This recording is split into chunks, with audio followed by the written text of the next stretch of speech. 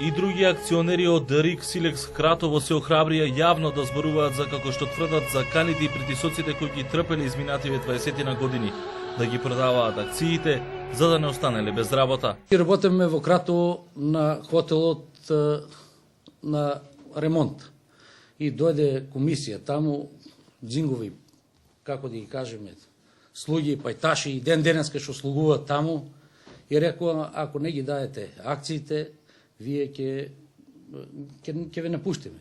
Малтретирање имаме, отпуштање на работа, заканување на работа, секој ден, секој пат доваѓа за, да речеме, на 2-3 дена доваѓаат, те малтретираат.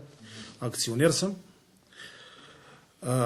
акције поседујеше и денеска ги ја поседувам. Силес мене ме напушти, зашто не сам ги даја акциите на нима. Сега сум никаде, дома. Па со мука. Те од таму обладувам, а иначе акциите ги ја поседуju. Вчера акционери посочија и CD, снимен аудиозапис, каде наводно директор на една од силексовите фабрики му укажува на вработен да ги продаде акциите за да си го задржал работното место.